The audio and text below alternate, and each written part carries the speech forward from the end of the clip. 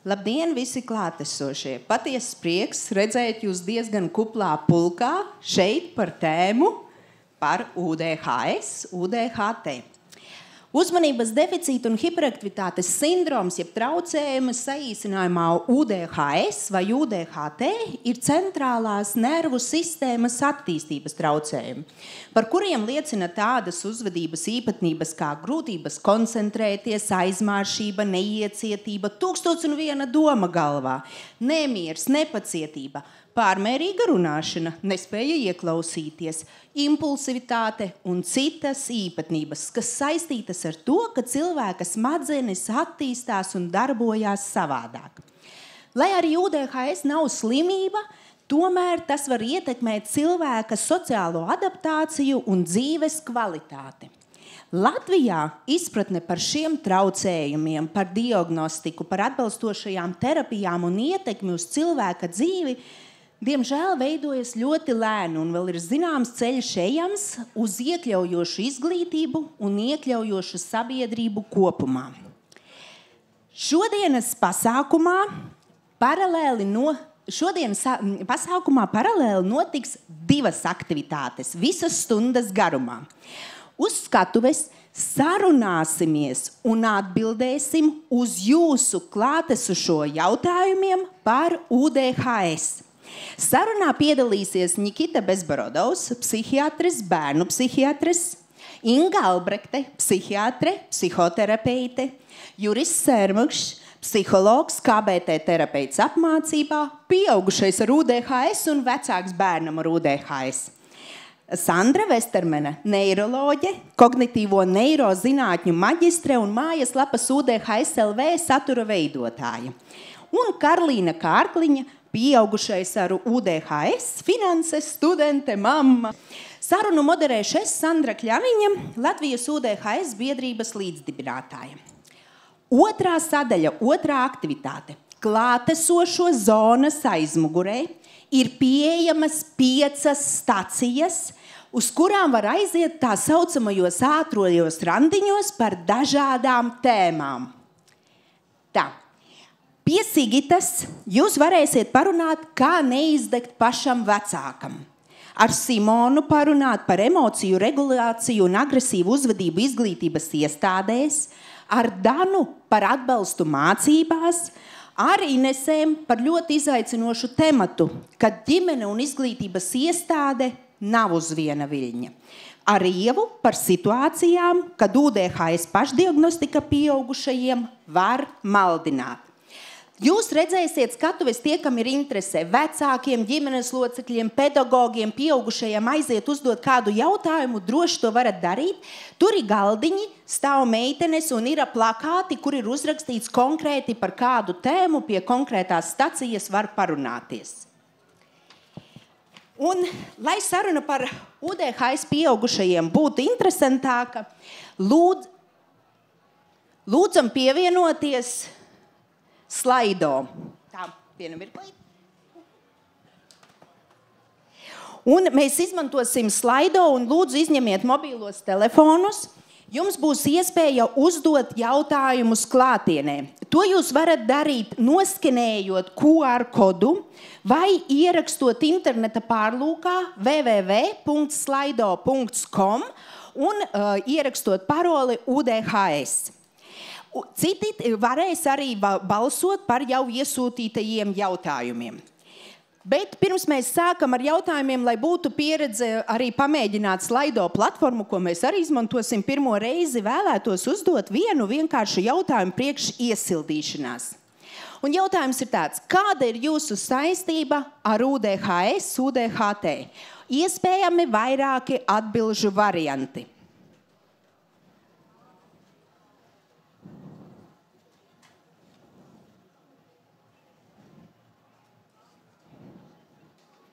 Tā.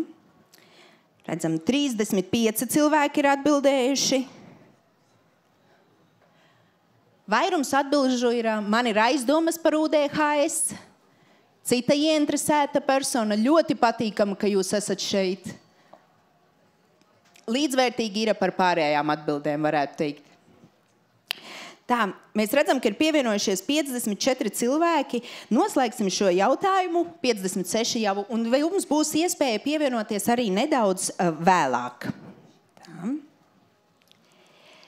Tagad, ko mēs darīsim? Tagad mēs darīsim, ir atvērti slaido jautājumi, pieeja slaido, un jums ir jābūt iespējai uzdot jautājumus, jebkādus, kas jums interesē, šiem speciālistiem, kas atrodas uz skatuves. Kamēr jūs rakstat savus jautājumus slaido anketām, tikmēr es uzdošu vienu jautājumu ikvienam no klātesošajiem uz skatuves, un tas būs pavisam vienkārši. 2-3 teikumos, kāda jūsuprāt ir situācija par un ap jautājumiem pieaugušajiem ar UDHS Latvijā? Cik bēdīga, cik priecīga, bet īsos vārdos. Jūsuprāt, kurš ir gatavs sākt? Es kā bērnu psihiatrs, protams, ļoti daudz zinu par pieaugušiem. Bet, manuprāt, situācija ir tāda, ka šīs jautājums paliek aktuāls, un varbūt dr. Albrechte var no savas klīniskās prakses nokomentēt, jo par šo tēmu daudz vairāk zina sabiedrība, un daudzi cilvēki nāk ar aizdomām, ka viņam varētu būt UDHS un arī prasa palīdzību, bet ir jāsaprot, ka pieaugušo vecumu UDHS diagnostika ir sarežģīta. Ja tad bērna vecuma tā ir vienkārša diagnoze, pieaugušo vecumā tā nav vienkārša diagnoze, un līdz ar to vienlaicīgi pastāv gan hipo, gan hiperdiagnostika situācija. Ir daudzi cilvēki, kuriem UDHS nav atpazīts, ja, un ir cilvēki, kuriem ir atpazīts UDHS, kas viņiem nemaz nav. Ja, tad tā es raksturotu pašreizēju situāciju Latvijā. Jā, paldies. Es pilnīgi arī varētu pievienoties tam, ko Nikita saka, un es tā kā varētu no tā savas prakses redzes punktu teikt, es varētu iedalīt divās daļās. Ir cilvēki, kas nāk un stāsta par savām ciešanām, grūtībām funkcionēt ikdienā, tikt kaut kā galā, un tad tai stāstā es sāku sazīmēt kaut kādas simptomus, un mēs sākam padziļinātāk pētīt, ir vai nav tur uzmanības deficīts vai hiperaktivitāte, vai abi kopā. Un tad ir otra daļa, kas ir iegūši informāciju, izlasījuši, un kas nāk un tā diezgan cieši ir pārliecināti, ka viņiem ir. Un tā ir tā grūtā sadaļa. Tas ir tas, ko Nikita saka, ka reizēm tajā sadaļā ne visiem ir UDHT. Tā kā reizēm tas ir forši, kad ir izglītošanās un informācija, un tas, es domāju, viss ļoti svarīgi, bet es domāju, kaut kā arī,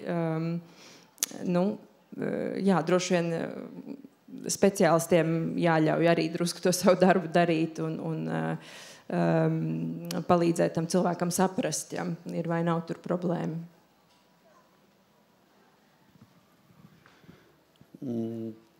Viena lieta ir, ka cilvēkam ir diagnosticēts UDHT, un otra lieta, ka vienkārši ir simptomu esamība, un bieži vien pat arī, ja nav diagnoze, tie simptomi ir lieta, kas traucē. Un otra lieta ir, ja cilvēks uzzina, ka viņam ir iespējams vai ir UDHT, tad viņam izpaliek tā lieta, ka viņš sevi vaino. Iespējams, pirms tam viņš ir vainojis, ka es esmu slings, neveikls, ka es netieku galā savām lietām, bet patiesībā varbūt nevis manas spējas vai vēlme organizēt dzīvi ir pie vainas, bet ka smadzenes izspēlē to joku. Un pirmā lieta, ka droši vien var saprast un palīdzēt pieņemt, ka tā nevienmēr ir tava vaina, un tad nākamais solis ir meklēt risinājumus, kā var atrast tās problēma lietas un kā tās atrisināt. Vairāk vai mazāk veiksmīgi. Jā, es no savas puses gribu vēl papildināt, ka diagnostika pieaugušajiem sarežģīja apstākļus, ka pēc būtības mums diagnoze būtu jābalsta bērnības anamnēzē.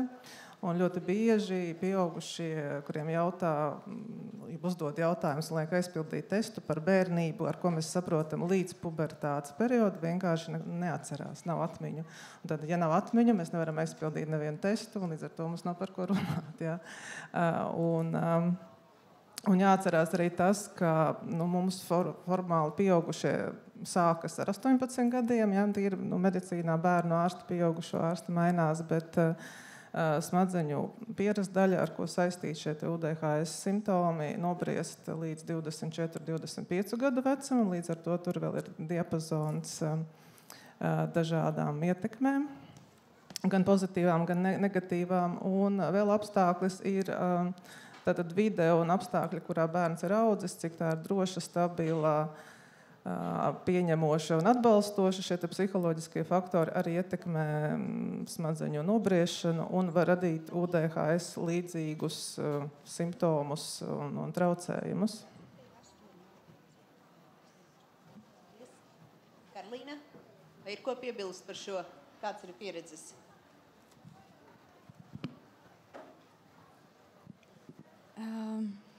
Jā, paldies par vārdu.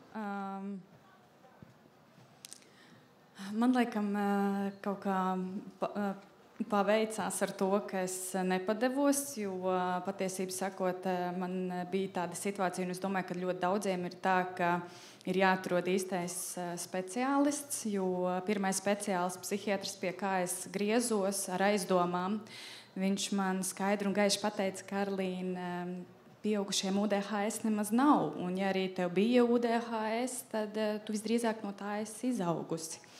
Un es varu pateikties sev, kad es nepadevos, un es meklēju citu speciālistu, citu viedokli, kurš atzīst, ka tā vienkārši 18. dzimšanas dienā, tā vienkārši es neizaugu no šiem te traucējumiem, un ka tā var turpināties arī pieaugušā vecumā. Tā kā, jā, ir mums, kur augt.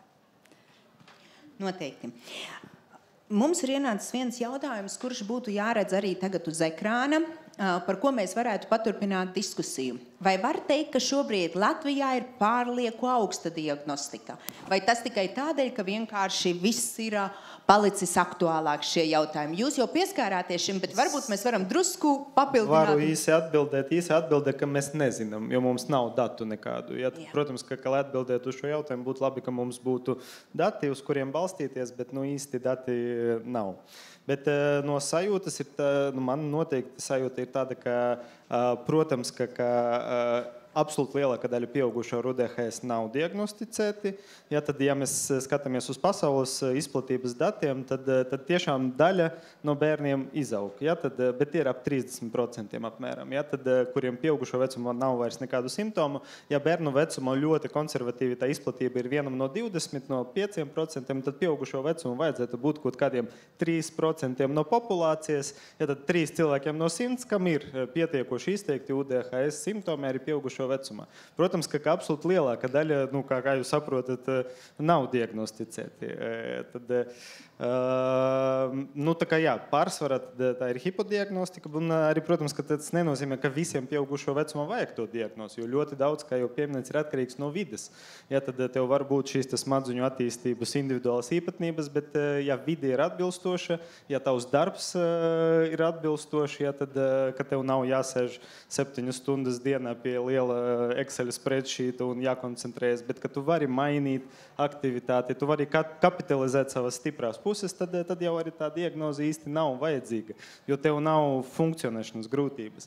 Ja, bet jā, es domāju, ka pašreiz situācija, protams, ka tas pārsvars ir uz hipodiagnostiku, bet tas nenozīmē, ka tiešām mēs periodiski nesastapamies ar cilvēkiem, kuriem ārsts pieaugušo vecumā ir diagnosticējis UDHS, bet kur pamatā tiešām ir kaut kādas citas grūtības, ja, tad citas psihiskās grūtības. Ja. Ja. Vēl kādi komentāri? Nikita atbildēja uz jautājumiem.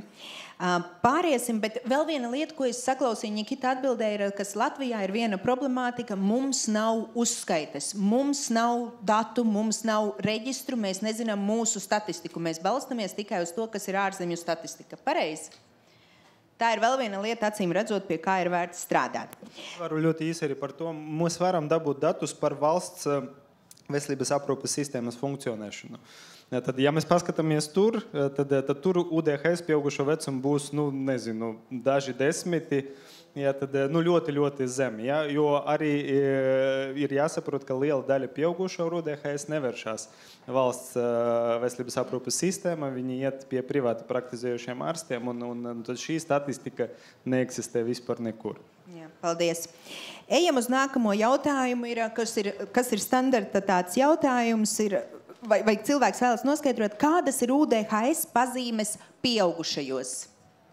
Kurš varētu, Sandra, varbūt jūs varat tā īsi?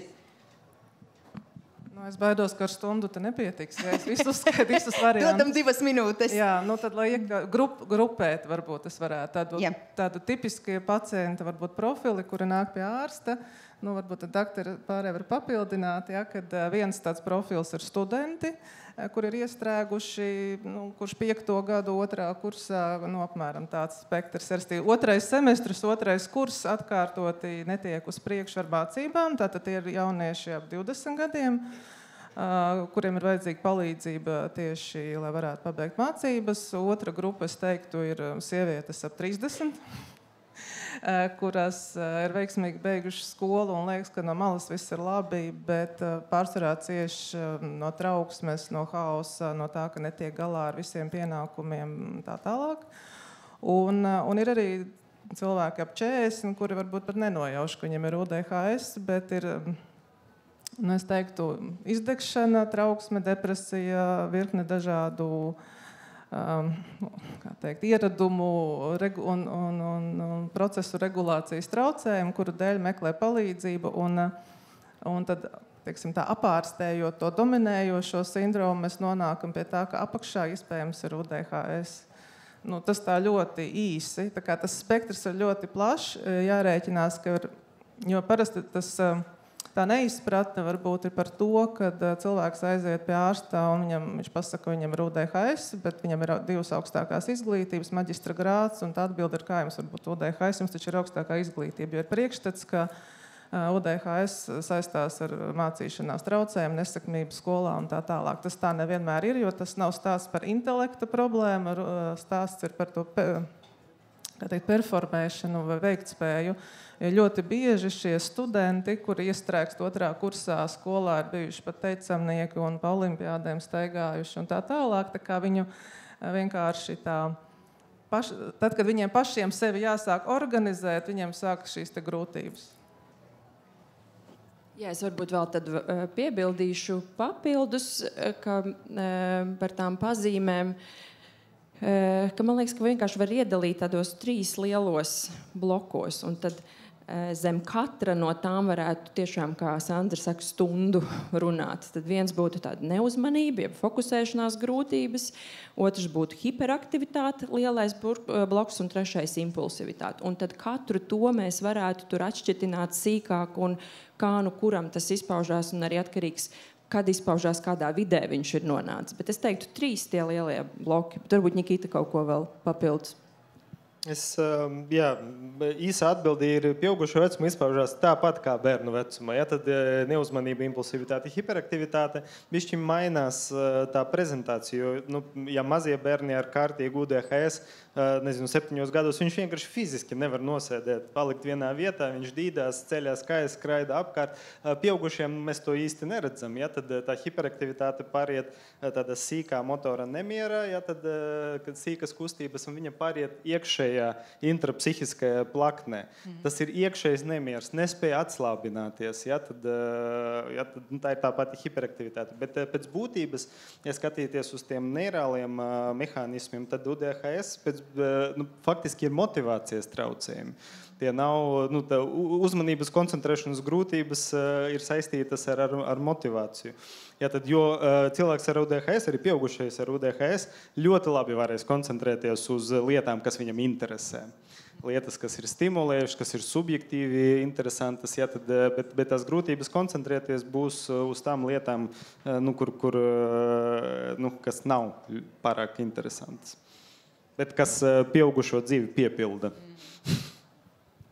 Un vēl īsi piebilde, ka tas traucē vismaz 2 no jomās, ka tas būtu darbs, mācības, attiecības vai finanses, ka tas arī reāli traucē. Nākamais ir pavisam īsts jautājums, un Inga, es skatos uz tevi. Vai UDHS var būt iedzimts? Man novirzīja ap 70% no variances, atkarība no pētījumā, nosaka respektīvi iedzimtie faktori, ne tikai ģenētika, bet arī tas, kas notiek mammas vēderā, bet iedzimtie faktori nosaka lielāku daļu. Jā, tad, bet videi, protams, kā arī ir sava iezīme, nozīme, bet viens no biežākiem veidiem, kā pieaugušam pasauli kopumā aizdomājas par UDHS, ir tad, kad viņš atved savu bērnu pie bērnu psihiatra, un bērnu psihiatrs stundas laikā stāsta, kas tas tāds ir. Jā, tad, un pēc statistikas vismaz 30% varbūtība ir, ka ja bērnam ir UDHS, ka vismaz vienam no vecākiem arī ir tas pats smadzeņu attīstības variants.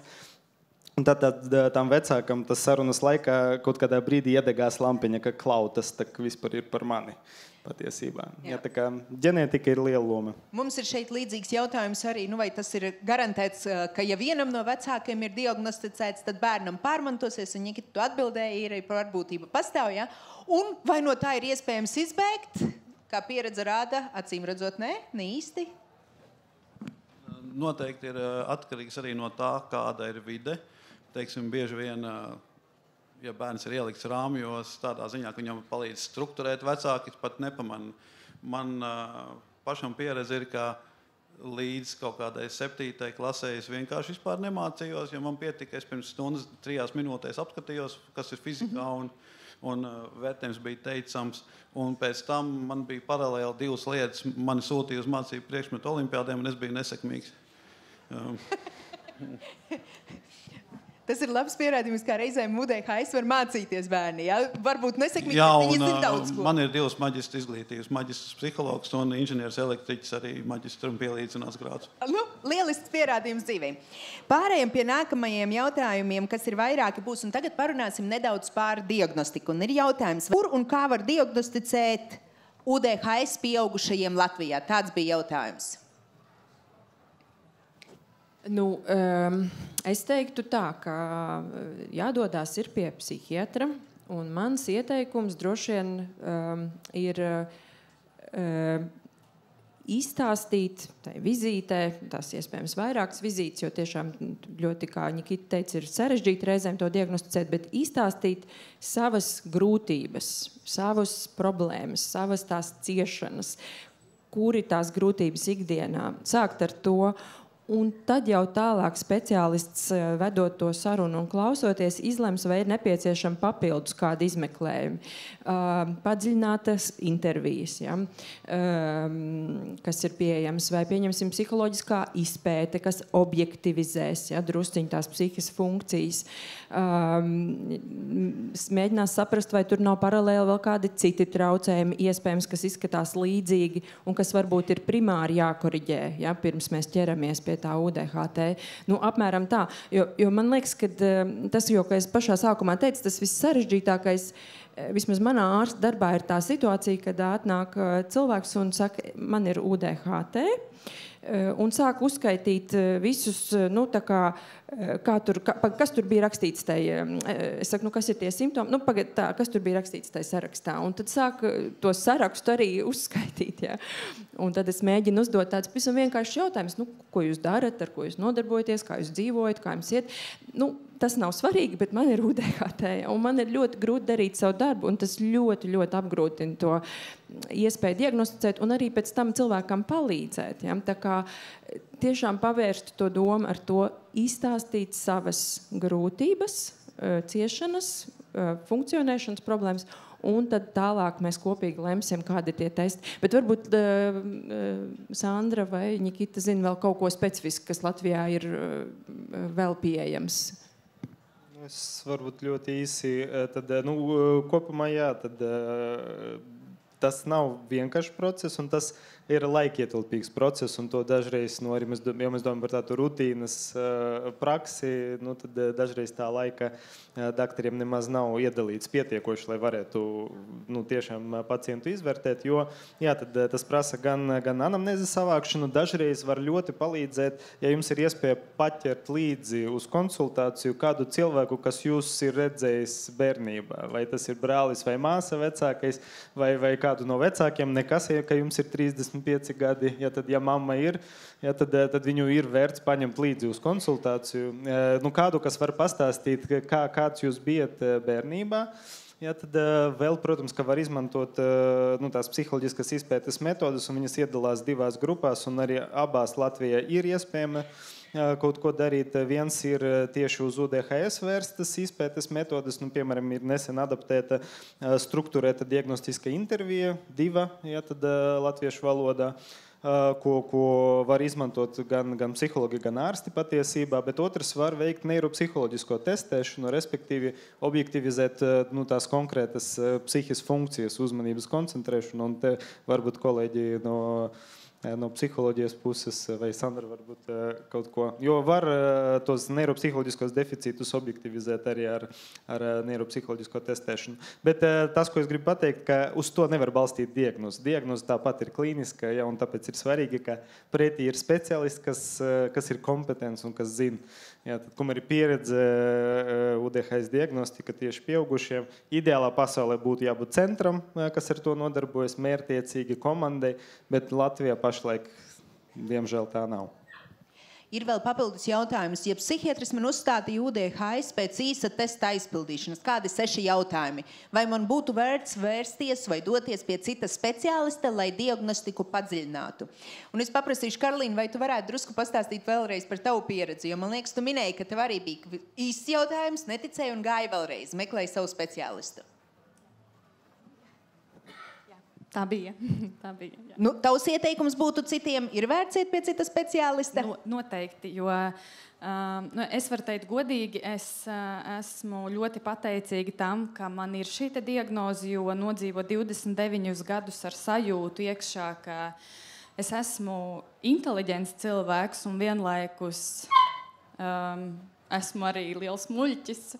Un ja es vēl salīdzinu sevi ar citiem neirotipiskiem cilvēkiem, tad man paliek vēl skumjāk. Un tajā brīdī, kad man bija aizdomas, kad man ir šie traucējumi, visu laiku man nepamet tā doma iekšā, tā mazā balstiņa, kas saka, Karolīna, varbūt tu tiešām esi vienkārši slinka, un varbūt bērnībā tu vienkārši biji nekārtīga, un varbūt tev viss nāca tik ātri, un kā man ģimenē teica, Karolīna, tev vienmēr salmiņš pārdeg, un vienmēr ir tik daudz intereses, un tu nevar izvēlēties neko, un 101 lieta, un tā tālāk. Un tad, kad es tieku pie īstā speciālista un saņemu to diagnozi, tad ir kaut kāds tāds starta posms, tāds punkts, atskaites punkts sev pieņemt sevi, kāda es esmu, un nemēģināt iekļauties kaut kādos rāmjos, laikam tas ir tas, jā.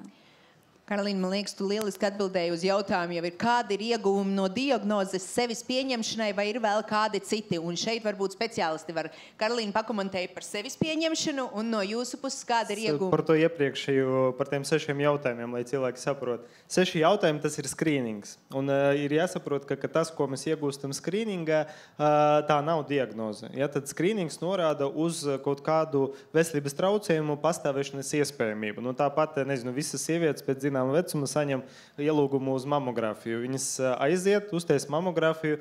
Mamografija ir skrīnings. Neviens pēc skrīninga rezultātiem neteiks, ka jums ir vēzis. Ja, tad skrīninga rezultāts norāda uz kaut kādu grūtību pastāvēšanas iespējamību, ja, tad, kas prasa padziļinātu diagnostiku. Un, ja ārsts ir uzstādījis diagnozi balstoties uz anketas 6 jautājumu aizpildīšanu, es teiktu, ka jā, droši vien, ka ir vērts tad meklēt tad citu viedokli un kaut kādu padziļinātāku izvērtēšanu, bet par diagnozes labumiem tad Es varbūt iesākumā. Tad, par tām diagnozēm vispār, es domāju, ir tā interesanti. Jo no vienas puses, manuprāt, ka nav būtiski, kā nosauc vai kādu to kodu cilvēkam piešķir.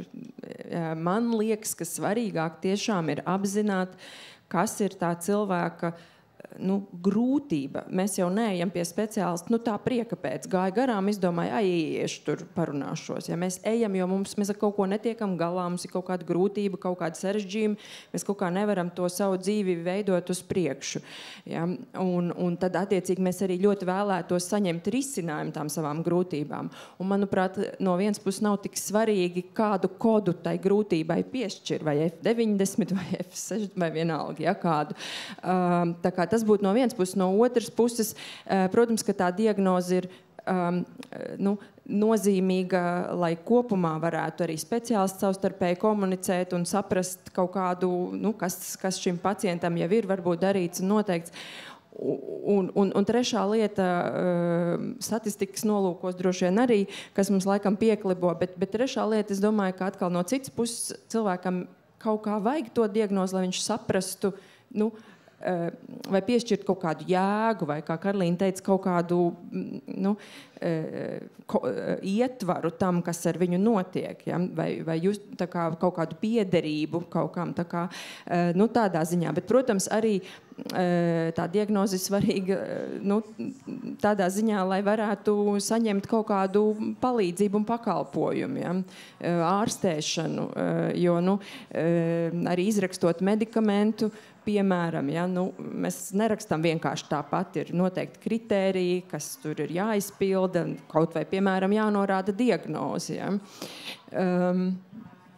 Tā. Par medikamentiem mums ir vairāk jautājumu, tos mēs drusku vēlāk vēl pakavēsimies pie diagnostikas, jo arī šeit ir daudz. Sandra, lūdzu. Jā, es gribēju piebilst, kad, ja mums ir diagnoze, mēs varam sākt ārstēt, un ja diagnoze ir pareiza un ārstēšana palīdz, tad pirmais iegūms ir tas, ka uzlabojas dzīves kvalitāti. Tad studenti var pabeigt savas studijas, strādājošie var uzlabot savus sasniegumus darbā. Viņi netiek atlaisti no darba kārtējo reizi pusgadu laikā un tā tālāk. Tad uzlabojas dzīves kvalitāte, spēja iekļauties sabiedrībā, komunicēt, socializēties, uzlabojas attiecības vai mainās attiecības ģimenē un tā tālāk. Tā kā ir virknē ieguvumu, kas ļauj labāk funkcionēt, līdz ar to sekundāri mazinās trauksme un sekundāri bieži vien arī atkāpjas depresīvas domas, jā, teiksim tā, tātad, ja diagnoze ir pareiza un terapija strādā, tad dzīve radikāli mainās. Sandra, jautājums jums būs, man liekas, jūs būsiet visprecīzāk atbildēt. Savulaik UDHS diagnosticēja ar EEG, vai tā pašlaik ir atzīta metode? Manuprāt, nekad nav diagnosticēts, un šeit ir šis pārpratumi, kāpēc nosūt uz EEG. Vai varat pakomentēt, lai nebūtu šo maldu? Jā, tātad EEG nav primāra diagnostikas metode, tā ir papildus metode, ko mēs izmantojam īpaši arī bērniem, lai izslēgtu citus iemeslus, kāpēc varētu būt uzvedības traucējumi vai uzmanības vai mācīšanās traucējumi, jo pēc elektroencefalogrammas tātad var izslēgt īpaši bērniem tātad epileptisku aktivitāti smadzeņu pieres daļā. Attiecīgi ārstēšana būs cita, ja. Pieaugušajiem es lielākoties arī visiem skrīninga nolūkos lieku veikt šo izmeklējumu arī, lai izslēgtu citas iespējamās patoloģijas, kuras pieaugušiem salīdzinoši retāk, jo smadzenes ir nobriedušas un epileptiskā aktivitāte, pat ja ir bijusi, vairs nav. Bet reizēm ir dažādi interesanti atklājumi, kas arī maina terapijas taktiku, teiksim, arī medikamentozās terapijas taktiku. Tā kā tas ir palīdzoši. Un papildus, teiksim tā, ko mēs nepieminējām, ka UDHS pieaugušajiem reti, kad ir tāds tīrs sindroms pats par sevi. Viņš bieži vien kombinējās ar trauksmi, depresiju un tā tālāk. Un to arī palīdz reizēm saskatīt šī elektroencefalogrāfija tīri objektīvāk. Tagad es parādīšu pāris jautājumus, kas tieši ir ar šo komorbīdām diagnozēm. Viens jautājums ir, vai depresija var būt UDHS blakus saslimšana, kas attīstījusies UDHS dēļ, nevis otrādi. Tas ir viens, bet būs vēl pāris līdzīgi. Noteikti. Jā, es domāju, ka noteikti tas tā var būt. Varbūt gan tā, ka ir paralēli. Ja? Un tas ir tas grūtums mēģināt izšķirt, kas tur pirmais vista, vai ola, vai tas ir vispār. Otrādā gan nevar būt. ka depresijas dēļ attīstās UDHS. Depresijas dēļ var būt koncentrēšanas grūtības, kas ir daļa gandrīz vai obligāta no depresijas, kārtīga depresīva sindroma, bet tas nebūs UDHS. UDHS ir attīstības traucējumi, un viņi sākas attīstības vecumā. Ja, tā kā no chronoloģijas viedokļa, ja, tad sākumā būs UDHS, un tad dažādu iemeslu pēc sarežģītu multiplu pievienojas depresiju. Vēl līdzīgi jautājumi ir, vai ir novērots, ka UDHT ir paralēli ar autiskā spektra traucējumiem vienam cilvēkam? Ja cilvēkam ir autiskais spektrs, ir apmēram 40% varbūtība, ka viņam ir arī UDHS. Ja, tad par UDHS es neatceros ciparu konkrēto, bet, protams, ka ir UDHS ir lielāka nekā vidēja populācija, varbūtība, ka ir arī autiskais spektrs. Abi ir neirālas attīstības traucējumi, un, protams, ka mūsu smadzenes nenobriest tur dažādas daļas atsevišķi. Ja tas nobriest kā kopējs orgāns, ja ir kaut kādas grūtības vai īpatnības neiropsihiskā attīstība, tad tās ar vislielāku varbūtību kombinējas savā starpā. Nākamais ir, manuprāt, diezgan sarežģīts jautājums. Es nezinu, kurš no jums uzņemsies pirmo atbildēt. Vai diagnostikā Latvijā psihiatri izprot arī, es pieļauju, ka tas ir posttraumatikal stresa sindroms, bet es varu kļūdīties, līdzību ar UDHS un ņem vērā psihotraumu izraisītu nervu sistēmas disregulācijas līdzību ar UDHS tipa simptomiem? Ar šiem burtiņiem ir domāts kompleksais PTSD, kompleksais posttraumatiskas stresa sindroms, kas kā diagnoze parādās tikai 11. starptautiskajā slimību klasifikātorā, kas Latvijā vēl nav iegājies. Un es teiktu, ka šī ir ļoti svarīga diferenciāla diagnoze, un es nedomāju, ka pašlaik klīniskajā praksē mēs pietiekoši labi izvērtējam pieaugušo vecumā īpaši, un es teiktu, ka ne tik daudz pat ar UDHS ir tās diagnostikas grūtības savstarpēji, cik ar personības traucējumiem, ar robežu tipa personības traucējumiem. Ja mēs paskatāmies, kā konceptualizē, kas ir robežu tipa personības traucējumi, kas iekļauj sevi starp citu ar impulsivitāti, emocionālas regulācijas grūtības, attiecību veidošanas grūtības. Un kā mēs skatāmies mūsdienās uz to, kas ir kompleksais posttraumatiskais stresa sindroms, tas ir gandrīz viens un tas pats konstrukts. Jā, tad klīniski priekš manis parasti tad strādājot ar pacientu ir svarīgi mainīt manu domāšanu, jo ārstiem tā mūsu izglītība ir iekārtota, ka mums māca domāt, kas tev kaiš. Ja, tad mūsu uzdevums ir noskaidrot, kas pacientam kaiš.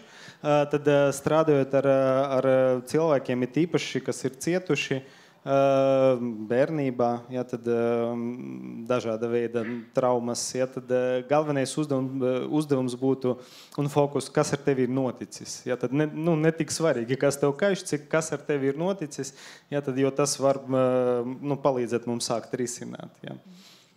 Vēl kādam ir kas piebilstams vai?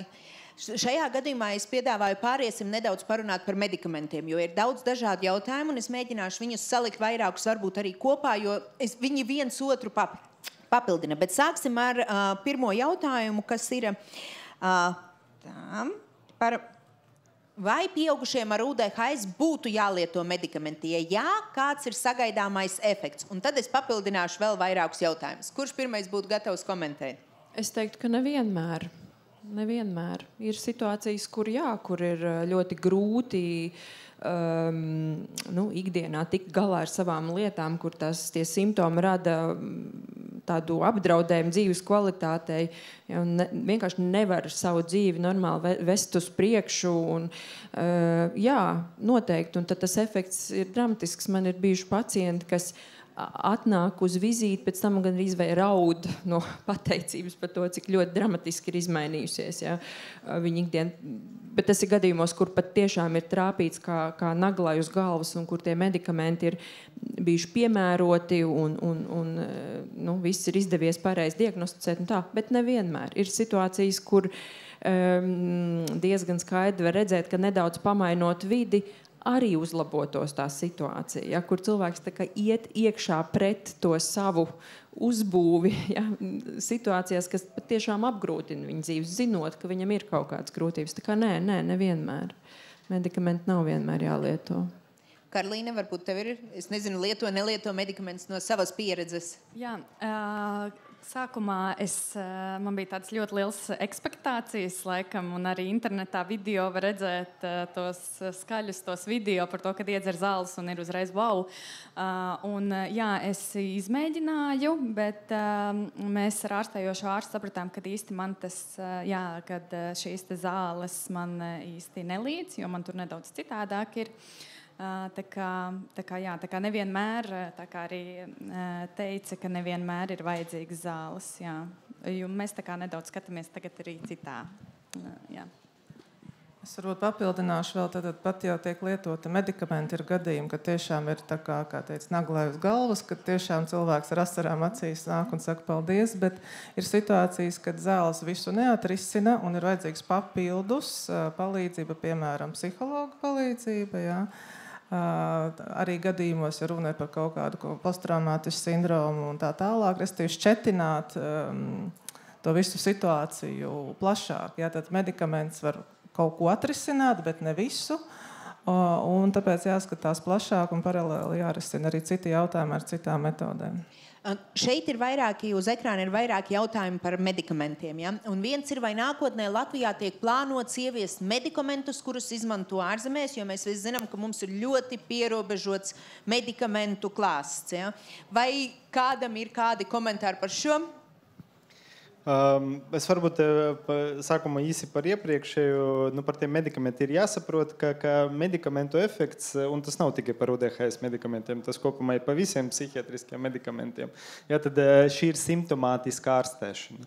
Kā analoģija, ja cilvēkam ir drudzis, viņš var lietot paracetamolu, lai mazinātu šo temperatūru, tas neatrisina iemeslu. Ja, tad šī nav etioloģiska ārstēšana. Ja, tad, un, protams, ka drudzi mēs bieži vien ārstējam, ja tas ir ļoti izteikts, ja tad virs 38 grādiem, tad, protams, ka medikamenti ir palīdzoši, bet mēs vienmēr gribam mēģināt risināt iemeslus. Ja, tad līdz ar to arī pieaugušo vecumā, protams, kā jau kolēģi pieminēja, medikamentozā terapija dažreiz ir nepieciešama un viņa var būt ļoti palīdzoša, bet pat ja viņa ir ļoti palīdzoša, mēs vienmēr gribam atrisināt, ko var atrisināt vidē. Jo mēs nevaram mainīt mūsu smadzeņu uzbūvi, diemžēl. Ja, tad ir kaut kādas lietas, ko mēs nevaram izmainīt, bet ir lietas, ko mēs varam ietekmēt savā dzīvē, kas var atvieglot un iespējams kādreiz palīdzēt funkcionēt arī bez zālēm. Jā, jo kā jebkura simptomātiska terapija, viņa ir efektīva tikai tikmēr, kamēr tu viņu lieto. Kad tu beidz viņu lietot, tad tas efekts arī pazūd. Ja, tā kā mūsu tas galējais mērķis, protams, ir sakārtot dzīvi tā, lai varētu dzīvot bez medikamentozā atbalsta. Bet runājot par medikamentu pieejamību, mums ir jāsaprot, ka Latvija ir mazs tirgus. Mēs dzīvojam pēc tirgus ekonomikas likumiem. Ja, tad mums nav šo medikamentu, kas ir pat reģistrēti Eiropā ar centrālu reģistrāciju, vienkārši tāpēc, ka nav neviens komersants, kas būtu mūsu mazajā tirgu ieinteresēts iziet visas šīs sarežģītas valsts birokrātiskas procedūras, kas ir nepieciešamas, lai reģistrētu medikamentu tirgu. Ja, tā kā es neesmu pārāk cerīgs uz lielu pieejamību. Ir labi, ka mums ir kaut vai metilfenidāts, ja, tad ir slikti, ka mums nav alternatīvu, protams. Jo pieaugušo vecumā pirmā izvēle bieži vien būtu līdzdeksamfetamīns, citas zāles ar bišķiņ citu darbību, kas Latvijā nav pieejamas. Dažus medikamentus var pasūtīt, ja, tad, tā pati aptieku tīkla Stratera, jeb atomoksitīns, kas būtu otrā, trešā izvēle. Ja, tad ir kaut kādas cerības, ka kad beigsies patents guanfascīnam, ka tas varētu ieiet, bet tā ir 4., 5. izvēle. Ja, tā kā, mazs tirgus, maza populācija, maza iniciatīva komersantiem. Es redzu, ka visi arī māja ar galvu pēc būtības, tad laikam arī Nikita to varētu atrisināt tikai valsts. Ja valsts būtu ieinteresēta, ja, tad valsts kaut ko varētu darīt lietas labā, bet ja mēs paļaujamies uz brīvo tirgu, tad īpaši šī situācija nemainīsies. Varbūt kāds var pakomentēt par stigmu. Kāpēc Latvijas psihiatrijā ir stigma pret amfetamīnu bāzes stimulantiem, ja tos lieto lielākajā daļā Eiropas Savienības valstu? Es domāju, atbildi visu saņēmāt, ja? Nē, nu man dažreiz izbrīna tas, ka stigmas nav pret trankvilizatoriem, piemēram. Un trankvilizatorus Latvija lieto, un pamata, starp citu, ne psihiatri, ja? Tad ģimenes ārsti ir tie, kas izraksta lielāko daļu no benzodiazepīniem, bet milzīgos kvantumos, vienkārši fantastiskos apjomos izraksta trankvilizatorus, kas ir absolūti skaidri saistīti ar atkarības, fiziskās atkarības veidošanu, ja, tad, kas ir pēc būtības diezgan bīstami, ja, tad, ir tīpaši ilgtermiņa lietošanai. Ja, tad, protams, ka stimulanti potenciāli, pat tā pati viela, ir tā, līdzīga amfetamīnam, ja, bet lietojot medicīniskais indikācijas un devās, kādās mēs lietojam ārstojot UDHS, šī zāles nav saistītas ar atkarības veidošanos, viņas nav pēc būtības tik bīstamas kā trankvilizatori, bet stigma, protams, ka ir vēsturiski stipri lielāka. Ja. Tur neko nevar iebilst. Šeit vēl ir jautājums par medikamentiem Amerikā ir Adderall, bet vai tas nav bīstam un atkarību izraisoši? Gribētu, kas tur bija rakstīts, to apsvērt, bet bailes, ka pēc tam var pierast. Ja? Citādāk nevar. No Adderall Eiropā, Adderalls ir tīrs amfetamīna racemiskais maisījums. Eiropā viņš vispār nav reģistrēts. Ja? Tā kā Eiropā ir citi amfetamīna preparāti, amfetamīna atvasinājumi, kas ir metilfenidāts arī ir bišķiņ netiešāks, bet arī amfetamīna atvasinājums tur tik ļoti lielas atšķirības nav. Šeit atkal ir jāsaprot, ka viss ir zāles un viss ir rinda atkarīgs no devas un vai tu viņu pareizi lieto. Lietojot pareizi terapeitiskās devas ar pareizi noteiktu indikāciju, ārstojot UDHS, ja, tad šīs zāles ir drošas un viņas nav saistītas ar atkarības risku. Tieši otrādi mēs zinām, ka cilvēkam ar UDHS pieaugušo vecuma risks, ka viņam veidosies kaut kāda veida atkarība, ir kaut kur 10 reizes vidēji augstāks nekā cilvēkiem bez UDHS. Un ja cilvēki saņem atbilstošu ārstēšanu, šis risks mazinās. Diemžēl ne līdz populācijas līmenim. Vai valsts kādreiz kompensēs medikamentus pieaugušiem? Es domāju, nevienam, kas atrodas skatuves, nav šīs atbildes. Šis ir jautājums vairāk veselības ministrijai, es nezinu, sociālajai ministrijai, nacionālajiem veselības dienestam. Ja? Uz to, diemžēl, mēs nevarēsim atbildēt. Bet šeit bija viens ļoti interesants jautājums, tūlītās atradīšu, kas ir turpinot par to, ko pieminēja Nikita arī par atkarībām. Un šis, man liekas, tieši paturpina arī par jebkuram, kurš var atbildēt. Vai UDHS cilvēkam ir lielāka iespējamība kļūt atkarīgam no alkohola, narkotikām, smēķēšanas nekā citiem cilvēkiem? Un vai UDHS ir vairāk vīriešiem vai sievietēm? Bija arī vēl atsevišķi jautājums tiešām par šo procentuālo UDHS sadalījumu starp vīriešiem un sievietēm. Kurš lūdzu? Es varu ātri atbildēt. Īsa atbilde uz pirmo jautājumu ir jā. Ja, ir lielāks risks, un tas risks ir saistīts ar vairākiem faktoriem. Viens ir tā neirāla organizācija, kas liek meklēt to stimulāciju, to dopamīnu. Un otrs ir, protams, ka tā ir pašārstēšanas mēģinājums. Ja, tad, jo lielākoties ir īpaši ar jauniem pieaugušiem strādājot, mēs redzam, ka atkarība jau neveidojas pati pa sevi. Visbiežāk tas ir cilvēka samēra neadaptīvs, bet mēģinājums risināt kaut kādas problēmas, kas viņam ir. Un cilvēkam ar UDHS, protams, ka dažādas atkarību izraisošas vielas var sniegt tiešos efektus, kas var īstermiņa subjektīvi šķist palīdzoši. Nikotīns palīdz koncentrēties. Ja, tad mazā konstantā deva, lielās devās ir atslābinošs, alkohols ir depresants, ja, tad tev ir trauksme par to, kas notiek darbā vai skolā vai universitātē. Jūs zināt, kā darbojas alkohols, tu iedzer. Daļa no problēmām aizmirstās. Bet problēma tāda, ka alkohols toksiski un pirmais, uz ko iedarbojas, ir prefrontāla garoze. Ja, tad, ja jūs gribat izbaudīt, tie, kam nav UDHS, izbaudīt dažus UDHS simptomus, vajag vienkārši iedzert, un jūs būsiet impulsīvāki, ja, tad kļūsiet, un jums būs grūtāk emocijas nobremzēt un tā tālāk. Tā kā, kanabinoīdi palīdz atslābināties, šis iekšējais nemiers, kaut ko pieaugušie ar UDHS bieži vien izjūt, kad nevar atslābt, ja, tad kanabinoīdi var mazināt to. Bet problēma ir tāda, ka jā, šādā veidā stihiski pašārstējoties ir diezgan liels risks atkarībā nonākt, un tur sāk strādāt pavisam citi mehānismi. Vai biežāk vīriešiem vai sievietēm bērnu vecumā stipri biežāk diagnosticē puišiem. Tas lielā mērā ir arī sociāli konstruēts. Ja, tad, jo meitenēm UDHS biežāk izpaužās atkal sociālas ekspektācijas. kā koncentrēšanas grūtības, un meitenes netraucē citiem. Viņas sēž klasē, viņa nekoncentrējas, viņa nesaņem atzīmi tādu, kādu varētu, balstoties uz savu intelektu. Nezinu, viņa domā par ponijiem un par varavīksnēm, un es kaut kādu dzimtas stereotipu translēju pašlaik. Bet viņa neskraida apkārt, viņa nesit citus, netraucē skolotājiem, viņa nesūta pie psihiatra uz diagnostiku.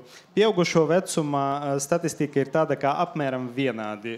Tie, kas vēršās pēc palīdzības, jā, tad tā dzimuma proporcija izlīdzinās. Apmēram vienādi vīrieši un sievietes. Vai kādam ir vēl piebilstams? Sandra, Juri, Inga? Šeit ir viens ļoti svarīgs un būtisks arī jautājums no mamām. Juri, es pašlaik skatos, tev varbūt tās tu varētu pakomentēt. Vai mātes sajūtas, stress, izdegšana grūtniecības laikā, kā arī pēcdzemdību depresija var pieskaitīt pie nelabvēlīgiem apstākļiem zīdainim, lai vēlāk attīstītos uzmanības deficītā traucējumi? Vai jebkurš, Sandra, vienalga, kurš ir gatavs? Viss uzskaitītais, jebkurā gadījumā ietekmē bērna smadzeņu attīstību, vai tas izvērtīsies kā UDHS vai kādi citi spektra traucējumi. To nevar zināt. Jebkurā gadījumā ir arī pētījumi par to, ka mātes stress, runa ir par tādu ekstrēmu stresu, var būt tikpat līdzvērtīgi toksisks kā narkotiku lietošanai grūtniecības laikā. Tā kā tas stress fizioloģiski noteikti ietekmē. Atkarīgs ir, kurā embrija attīstības vai augļa attīstības stadijā ir bijuši šie lielie pārdzīvojumi, jo, ar ekstrēmu stresu ir domāts vīra zaudējums, bez līdzekļiem palikšana un kaut kāda tādas lietas, kas noteikti ietekmē visu fizioloģiju, hormonus un līdz ar to bērnu attīstību. Paldies. Šeit ir papildus jautājums par medikamentiem un grūtniecību. Ja?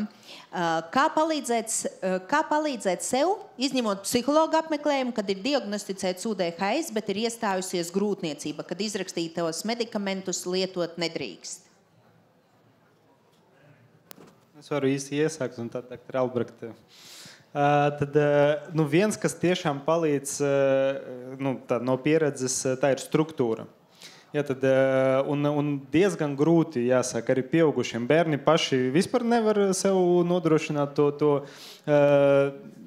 visu, kas ir saistīts ar to dienas režīmu, struktūru, regularitāti. Bet, ja izdodas pieaugušo vecumu, vismaz ar tiem pacientiem, kuriem es esmu strādājis, un dažreiz tas prasa 5 gadus, un es katrā vizīte runāju par to, ka vajadzētu to miegu kaut kā tomēr režīmu sakārtot. Respektīvi, miegs, ēšana, fiziskā aktivitāte, ja izdodas izveidot ļoti strukturētu, regulāru, tādu rutīnu, ja, tad tā struktūra tiešām palīdz. Viņa tur zināmā mērā, un tas ir tas, ko var noteikti izdarīt bez medikamentiem, un arī grūtniecības laikā. Protams, ka arī atbilstoši tam fiziskam stāvoklim un iespējām. Ja, tā kā nevar pa zemu novērtēt faktiski ļoti vienkāršas lietas, bet šīs vienkāršas lietas, īpaši cilvēkam ar UDHS, ir ļoti sarežģītas. Ja, bet, ja izdodas, super. Ja, tad miegs, ēšana, fiziskā aktivitāte, un otrs, ko es varētu ieteikt, mēģināt un padomāt, un cik vien iespējams ir mobilizēt apkārtējos resursus, mobilizēt tos cilvēkus, kas ir tuvu, padomāt, ja, tad, kas var palīdzēt. No vienas puses palīdzēt arī to struktūru ieviest un uzturēt, bet no otras puses sniegt to atbalstu dažādās dzīves situācijas. Ja, tā kā, tas ir tas, kas man nāk prātā. Es vēl varētu piebilst, varbūt noregulēt to vidi vai tās gaidas vai tos stereotipus, kam tad jānotiek ir grūtniecības laikā, ka tur jāizlasa daudz grāmatas un māmiņu skolu un peldēšanu un var sakot, ka vesels virkne ar sarakstiem, kas jāpaspēj, kas jāizdara, varbūt, ka kaut kā arī to sadaļu pārskatīt, domājot par to, ka tā vide jāpielāgo. Noteikti samazināt ekspektācijas pret sevi. Es domāju, ka svarīgi arī izglītot, informēt pārējos un kopā ar ģimeni izpētīt, kas tas ir, kā mēs varam atbalstīt tevi un ko mēs varam pieņemt. Un, piedod sev, ja negribās vai nevar tagad sakārtot māju un baudīt mazos mirkļus, mazās uzvaras, ka šodien man izdevās kaut vai būt apzinātai 5 minūtes. Vienkārši 5 minūtes var atrast sev. Ja nav 5 minūtes, 1 minūte laika sev ka es esmu kontaktā ar sevi, vai kādas elpošanas vingrinājumus veikt, būt kontaktā ar sevi un iet maziem soļiem uz mazām uzvarām. Mums ir palikušas 6 minūtes līdz sarunas beigām, un es vēlētos vismaz pieskarties vēl 2 jautājumiem kā minimums. Jautājumi ir vairāk un ir komentāri daudz vairāk. Diemžēl nesanāca uz visiem atbildēt, kas ir sagaidāms. Bet šis jautājums ir, kas ir ļoti būtisks, un šī ir arī viena no stereotipiem vai pieņemtajām kaut kādām stigmām ir un vai maldiem. Rodas iespējas, ka oficiālā diagnoze reģistrs var ierobežot nākotnes iespējas jomās, kā piemēram zemesardze un citur, kur citreiz komisijās ārsti ir informēti un citreiz uzskata, ka izrakstītie stimulanti ir narkotiskas vielas. Līdzīgi jautājumi pie asins donācijas, pieļauju pie asins donoru nodošanas. Ja? Tas rada bailes bērnu vest diagnosticēt. Vai varat pakomentēt par šo gan pieaugušajiem, gan bērniem, ja aizved bērnu un viņam ir diagnosticēts UDHS, izrakstīti medikamenti vai arī uz šiem bāzēm, kādas ir šie ierobežumi, vai tiešām ir tādas uzskaites vai nav, vai tomēr viss ir salīdzinoši, cilvēki var dzīvot tīri normālu dzīvi, pat ja ir diagnoze un ir lieto medikamentus? Šoreiz es varētu iesākt, un tu varētu paturpināt. Man liekas, ka tās nākotnes iespējas var ierobežot simptomi, kas nav koriģēti. Pirmkārt. Un tad tā tehniskā puse. Formāli tāds, runājot par to uzskaiti, kā viss baidās, tādas sen nav, un joprojām Latvijā ir tā saucamais ar psihiskām slimībām slimojušu pacientu reģistrs, ja, bet jau ilgus gadus nozare iet runas par to, ka tas sen jau sevi izdzīvojas, un viņi vienkārši ir vai būtiski jāpārveido vai jālikvidē, un es balsoju par likvidāciju. Bet tas vēl nav noticis. Tā kā skaidrs, ka ja mēs runājam par bērniem, es kā bērnu psihiatrs, tad sen neviena reģistra, nevienu bērnu slimnīca nav likusi jau, man liekas, ka gadus 10. Ja, tā kā nekādas uzskaitas nav, un tiešā veidā diagnoze vērstēšana nevar ietekmēt tās nākotnes kaut kādas perspektīvas, kaut gan ir jāsaprot, ka tāpat viss, kas ar tevi notiek, kaut kur tiek saglabāts. Un, protams, kā arī bērnu slimnīca un arī jebkurā privāta praksē ir medicīniskā dokumentācija. Un, protams, ka valsts, kā tāds institūciju kopums, ir atsevišķi institūti, kuram ir tiesības piekļūt, tad pie jebkuras informācijas. Valsts drošības dienas, militāras pretizlūkošanas dienas, Satversmes aizsardzības birojas, kas, protams, ka nepieciešamības gadījumā var piekļūt arī pie šāda veida informācijas. Un es kā centra vadītājs, tas, ar ko Samēr regulāri nodarbojas, atbildu uz šo institūciju vēstulēm, kas ir ieguvuši informāciju, ka ja šim cilvēkam ir kādreiz bijusi diagnoze vai ārstēšana, un tad es rakstu paskaidrojumus, ka jā, viņam tur 7 gados ir bijusi tāda un tāda diagnoze, bet tas nekādā veidā neierobežo viņa spējas kaut ko darīt vai nav saistīts ar sabiedrisko bīstamību. Ja, tā kā apgalvot absolūti droši, ka tas, kas ir kaut kur rakstīts uz papīra, nekad netiks izmantots kaut kādiem mērķiem, ja, tad to es nevaru. Bet tas attiecās uz visu vispār, kas ar mūsu dzīve notiek ar jebkojām. Mums ir palikušas 2 minūtes un 16 sekundes. Kāpēc es to saku? Tāpēc, ka es gribu ikvienam, tas, kas ir uz skatuves, nosaukt ar kaut ko pozitīvu. Un varbūt katrs no jums īsi var vismaz pieminēt kādu pozitīvu aspektu, ja tev ir UDHS. Man nav UDHS, laikam, bet... Tik tālu es sapratu, bet man ļoti patīk tas tiešām augsts enerģijas līmenis un spēja to enerģiju kaut kur virzīt un pārslēgties starp aktivitātēm, mainīt to, ko tu dari. Kreativitāte, zināmā mērā, īpaši ir labs intelekts papildus. Tad man liekas, ka kopumā šim neirofenotipam ir daudz labumu, citādi šī ģenētika nebūtu saglabājusies. Ja, tad nestandarta idejas, risinājumi virza uz priekšu. Radošums, dzīves redzējums, spēja 6 stundās pabeigt to, izdarīt, ko es neesmu 3 nedēļās izdarījis. Un es pirms šī jautājuma tieši gribēju teikt, kā UDHT cilvēks, ka ja būtu iespēja pilnībā atbrīvoties un apmainīt dažas no tām īpašībām, es veselu paketi atdotu, bet ja būtu man jāpasaka, tagad viss kļūsi par neirotipisko cilvēku, atdod visu to, kas tev ir, nedabūsiet. Sandra? Nu jā, es varu tikai papildināt par to, ja cilvēks atrod īpaši to savu sfēru, kas viņu ļoti, ļoti interesē, tad var ļoti daudz ko sasniegt, gan radošās profesijās, gan zinātnē, mākslā, sportā un tā tālāk. Man ir tik daudz idejas un tik daudz virzienu, kas man interesē un kas man patiesībā sakot arī ļoti padodās. Un man ir brīnišķīgs vīrs, kurš visas manas idejas, trakās idejas un foršās idejas atbalsta, un viņš noved viņas līdz galam. Tā kā, jā. Paldies tev!